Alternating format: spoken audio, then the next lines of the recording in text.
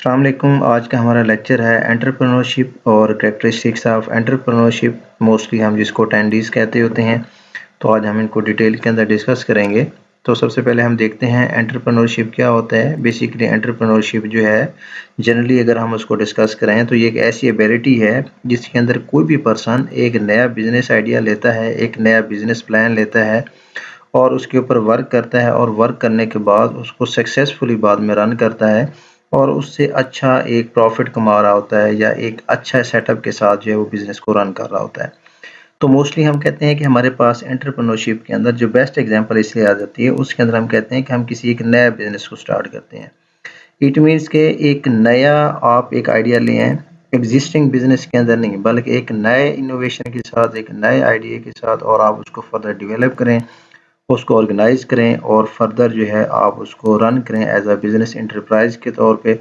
और उसका मेन जो आपका एंड गोल हो वो डेफ़िनेटली आपके पास कोई ना कोई अर्निंग होनी चाहिए या आपके पास कोई ना कोई प्रॉफ़िट होता है। तो इसको हम कहते हैं मोस्टली एंटरप्रेन्योरशिप होना, कि विद न्यू आइडिया आप एक नया बिज़नेस उसके अंदर स्टार्ट करने जाते हैं। तो ऐसा पर्सन जो बिज़नेस को इनिशिएट करता है, एक नए बिज़नेस को लेके चलता है, मोस्टली हम उसको कहते हैं वो आपके पास एज़ अ एंटरप्रेन्योर कहलाता होता है।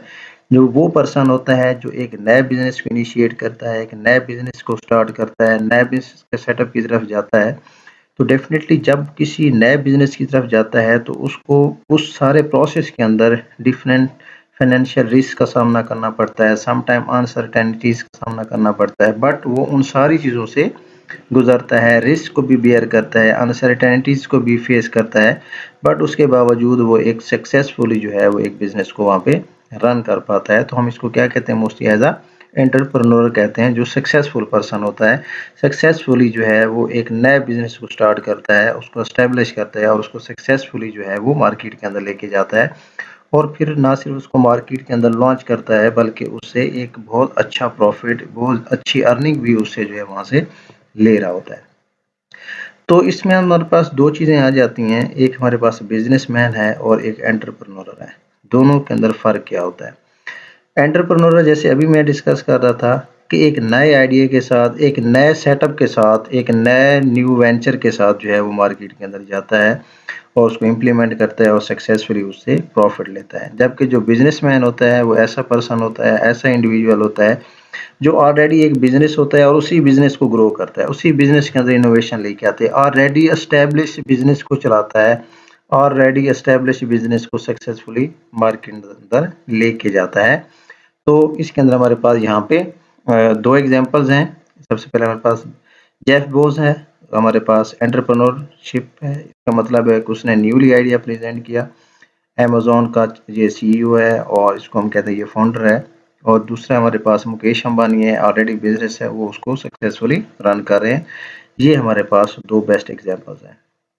तो अब हम आते हैं हमारे पास जो मेन कैरेक्टरिस्टिक्स हैं एंटरप्रेन्योरशिप की, जिसको हम मोस्टली 10 डीज़ के नाम से जानते हैं। तो वो क्या होते हैं उसको वन बाय वन हम डिस्कस करते हैं। तो उससे पहले जैसे भी हम डिस्कस कर रहे थे कि एंटरप्रेन्योर का मतलब होता है कि नए आइडिया को लेके आना। तो डेफ़िनेटली जब भी आप एक नए आइडिया को लेके आते हैं तो उसका कोई ना कोई आप एक ड्रीम देखते हैं। जैसे फॉर एग्ज़ाम्पल आप कहते हैं जी मैंने एक अच्छा बिज़नेसमैन बनना है, आप कहते हैं जी मैंने एक अच्छा टीचर बनना है, आप कहते हैं जी मैंने एक अच्छा डॉक्टर बनना है। तो डेफ़िनेटली कोई ना कोई हर पर्सन का ड्रीम होता है, जो एक ख्वाब देखता है और उसी ख्वाब को मुकम्मल करने के लिए वो फिर फर्दर उसके ऊपर वर्क करता है। तो सबसे पहली बात, अगर आप एंटरप्रेन्योर हैं तो डेफ़िनेटली आपके माइंड में कोई ना कोई ड्रीम होगा, कोई ना कोई बिग गोल होगा जिसको आप लेके आगे फर्दर चलेंगे, उसको एस्टेब्लिश करेंगे, उसको लॉन्च करेंगे, एक नया न्यू वेंचर को लॉन्च करेंगे। तो 10 डीज़ के अंदर सबसे इम्पोर्टेंट चीज़ जो है हमारे पास एज़ अ एंटरप्रेन्योर अगर आप बनना चाहते हैं तो सबसे पहले डेफ़िनेटली आपके पास कोई ना कोई ड्रीम होना चाहिए, कोई ना कोई मकसद होना चाहिए। जब आपके पास ड्रीम होता है, आप कोई ड्रीम देखते हैं कि मैं एक अच्छा बिज़नेसमैन बनना चाहता हूँ, तो डेफ़िनेटली उसके लिए आप डिसीज़न लेते हैं। तो फ़ौरन जो आपके पास ड्रीम है, आपके माइंड के अंदर बातें चल रही हैं, आप उसके अकॉर्डिंग फ़ौरन डिसीज़न लें कि आपने उस ड्रीम को किस तरह से फुलफ़िल करना है। तो थर्ड जो डी हमारे पास आता है डोर्स। अगर आपने ख्वाब देखा है, आपने फिर डिसीजन लिया मुझे इस बिज़नेस की तरफ जाना चाहिए या मुझे इस काम को स्टार्ट करना चाहिए, तो फिर आपने ये देखना है कि उसको स्टार्ट करने के लिए मेरे पास कौन से पॉसिबल डोर्स हैं, कौन से पॉसिबल वेज हैं जिनको आप ओपन करके अपने बिजनेस को सक्सेसफुली रन कर सकते हैं, अपने बिजनेस को एक कामयाबी की तरफ लेके जा सकते होते हैं।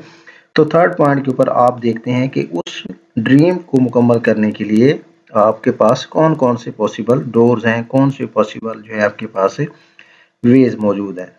जब आपके पास आपका ड्रीम भी आ जाता है, आप डिसीजन भी ले लेते हैं, आप पॉसिबल डोर्स भी आपके पास आते हैं, तो फिर आप डिटर्मिनेशन के साथ उसके ऊपर काम पे लग जाते हैं।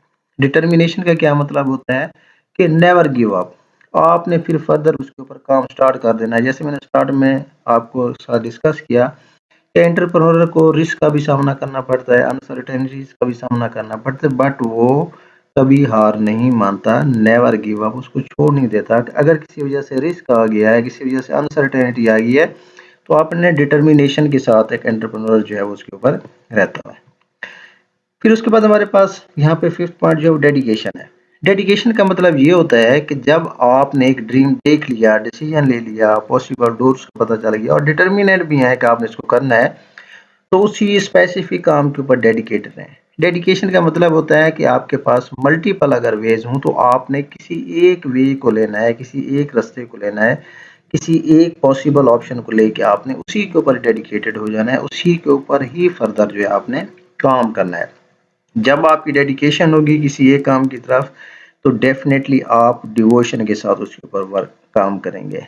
He loves his work. आप अपने काम के साथ डिवोटेड रहें, चाहे आप यहाँ पे क्रिकेट प्लेयर हैं या आप स्टडी करना चाह रहे हैं, तो आपकी डेडिकेशन जो है वो डिवोशन के साथ होनी चाहिए। आप किसी एक गोल को लें और विद डिवोशन के साथ आप उसके ऊपर लग जाएं, आप उस काम को सक्सेसफुली करें।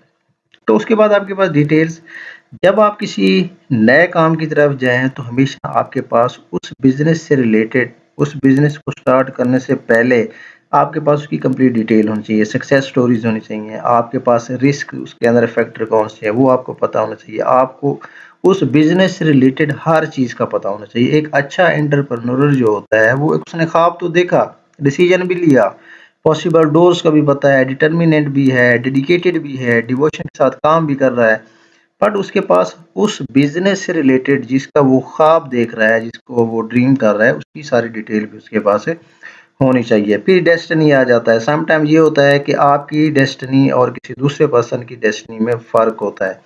इवन कि आप एक साथ आपने काम स्टार्ट किया, एक जैसा काम स्टार्ट किया, समटाइम ऐसा होता है कि जो दूसरा पर्सन होता है उसका बिज़नेस अच्छा चल रहा होता है, बट आपका बिज़नेस जो होता है उसके अंदर अच्छा नहीं चल रहा होता है। इट्स ऑल अबाउट डेस्टिनी, ठीक है? बट उसके अंदर आपकी जो डिवोशन है, आपकी जो डेडिकेशन है, आपका जो डिटर्मिनेशन है अपने काम की तरफ, वो हमेशा आपको सक्सेस की तरफ लेके जाता है।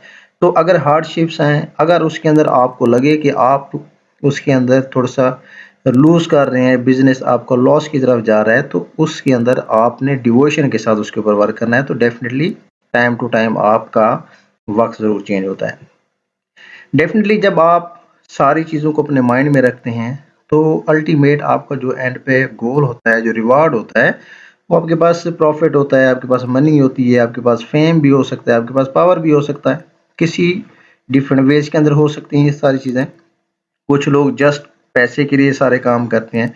सम टाइम पीपल जो हैं वो जस्ट अपनी फ़ेम के लिए करते हैं। सम टाइम पीपल जो हैं, कोई अगर एंटरप्रेन्योर हैं, कोई वर्क कर रहे हैं, तो वो अपनी पावर के लिए करते हैं। डिफरेंट वेज़ हो सकते हैं। अल्टीमेटली रिवार्ड इसको हम कहते होते हैं कि इन सारी चीज़ों के बाद, ड्रीम के बाद, डिसीजंस के बाद, डोर्स को देखने के बाद आप डिटर्मिनेट रहे, डेडिकेटेड रहे, डिवोटेड रहे, डेस्टिनी आपकी जो है वो ऊपर-नीचे होती रही, आप फिर सक्सेसफुल हुए, तो डेफिनिटली उसका आपको कोई ना कोई रिवार्ड मिलता है। हमेशा चीज़ें आपकी फ़ायदेमंद तब होती हैं जब आपके पास कोई चीज़ आ जाए तो आप उसको फिर शेयर करें। लोगों के साथ अपने, अगर किसी कंपनी को आपने लॉन्च किया है तो अपने एम्प्लॉइज़ के साथ चीज़ों को शेयर करें। मार्केट के अंदर देखें कि आप कहाँ पे किस पर्सन की, किसी और ऑर्गेनाइज़ेशन की आप सपोर्ट कर सकते हैं, तो उस फर्म के अंदर भी आप उसको सपोर्ट कर सकते हैं, आप उसको गाइड कर सकते हैं, आप अपने शेयर को डिस्ट्रीब्यूट कर सकते हैं। क्योंकि हमेशा जब आपके पास एक चीज़ आ जाती है, उसको जितना आप डिस्ट्रीब्यूट करते जाते हैं, आप उसके अंदर आपको सक्सेस ज़्यादा मिलती जाती है। तो ये 10 जो आपके पास डीज़ हैं, कोई भी एंटरप्रेन्योर जो है वो इन 10 डीज़ को लेके फर्दर अपना जो है वो कारोबार स्टार्ट कर सकता है, कोई बिजनेस स्टार्ट कर सकता है, या एज अ एंटरप्रेन्योर कोई भी ड्रीम देके इन सारी चीज़ों को अगर वो फोकस करे तो वो सक्सेसफुली इन चीज़ों को इम्प्लीमेंट कर सकता है।